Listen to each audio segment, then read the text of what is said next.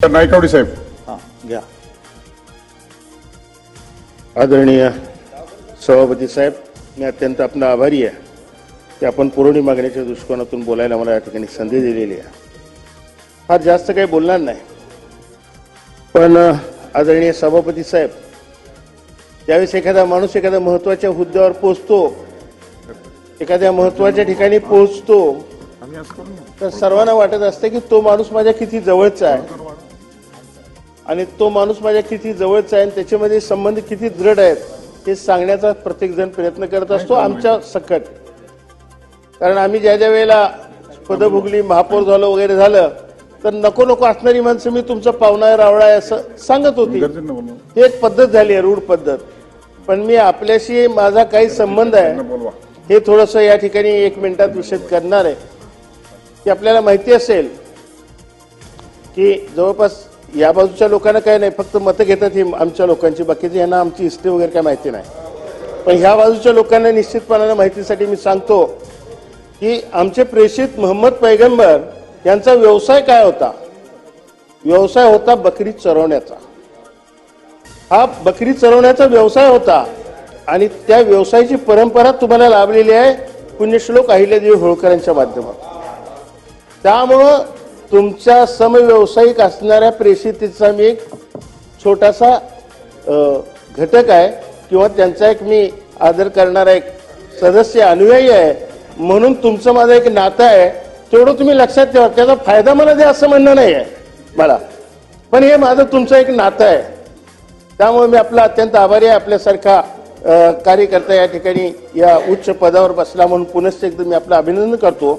मी आपल्या निदर्शनास आणून देतो की महसूल व वन विभाग बाब क्रमांक 34 आणि पान क्रमांक 22 इथं आपण सांगली, कोल्हापूर या जिल्ह्याला प्रत्येक वर्षी जो पुराचा एक फटका बसतो कृष्णा आणि भीमा नदीच्या माध्यमातून, तर त्याच्या नियंत्रणासाठी म्हणून आपण असं काही परमनंट इलाज न करता केवळ तात्पुरती आपले मलमपट्टी करतो आपण आणि प्रत्येक वर्षी कोट्यावधी रुपये त्यावर खर्च करतो. सांगली शहराची तर परिस्थिती अशी आहे साहेब की नदी अगदी सांगली शहरातनच गेली. आता पहिला घासून गेली होती पण आता शहरातनं गेली असं म्हणण्याची पाळी आली. आणि त्यामुळं प्रत्येक वर्षी पुराला 40 फुटाच्या वर पाणी गेलं की आम्हा सगळ्यांची धावपळ सुरू होते. आमची महापालिका, तिथल्या यंत्रणा, जिल्हा यंत्रणा सगळ्या कार्यरत राहतात. लोकांना तिथून पुनर्वसित करणं, त्यांची व्यवस्था करणं, पुन्हा पुरानंतर झालेल्या नुकसानासंदर्भात नुकसान भरपाई देणं, हे सातत्यानं चाललेला एक क्रम आहे. तो क्रम कुठेतरी थांबला पाहिजे. यात आता दाखवलेलं आहे की 6 कोटी रुपये आपण आणि 14 कोटी रुपये जागतिक बँकेच्या माध्यमातून बाह्य आपण कर्जाच्या माध्यमातून त्यांना घ्यायची, असं काहीतरी नियोजन दिसायला लागले या कागदावर.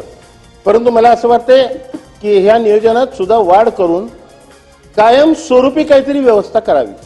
जसं सांगली शहराला आता लागून जी कृष्णा नदी वाहते, कृष्णा नदीला एक तटभिंतीचं व्यवस्थितपणानं जर नियोजन करून घेतलं एकाच वेळेला आपण, तर प्रत्येक वर्षी होणारा हा नुकसान आहे. आता तर अलमट्टीला तिकडे उंची वाढवत आहेत, कमी करतायत, हा एक नवीन विषय येऊन बसला आहे. आणि त्यामुळे त्या विषयात सुद्धा शासनानं आता लक्ष घालणं आवश्यक आहे. जर तिकडली उंची वाढली तर इकडे पश्चिम महाराष्ट्रात या सगळ्या कृष्णा पात्रातल्या सगळ्या गावांना तिथपर्यंत धोका निर्माण होणार आहे, हे बाब नक्की आहे. आणि त्यामुळे ह्यात सुद्धा गांभीर्याने शासनाने लक्ष दिलं पाहिजे. आणि यासाठी जी काही 20 कोटीची तरतूद तुम्ही धरलेली आहे तो तोकडी आहे असं मला वाटतं. त्यामुळे या 20 कोटीची जी काही मागणी आहे किंवा जी तरतूद दाखवत आहे ती वाढवून मिळावी आणि तातडीनं कृष्णा नदीच्या दुतर्फा बाजूला सांगली शहराच्या माध्यमातून वॉटर लेवल बघून त्या ठिकाणी तटभिंतीचा कार्यक्रम हाती घ्यावा अशी माझी या निमित्ताने विनंती आहे. आणि दुसरा एक विषय असा आहे की ज्याचा बाब क्रमांकही सांगू शकत नाही मी आणि पान क्रमांकही सांगू शकत नाही, कारण संपूर्ण पुस्तिका चाळली मी साहेब. अल्पसंख्याक विकास विभागाचा कुठंच उल्लेख नाही आहे. वास्तविक महायुतीच्या शासनाने अल्पसंख्याकांसाठी भरीव काम केले, भरपूर काम करायची इच्छा आहे, एक नियत आहे यांची.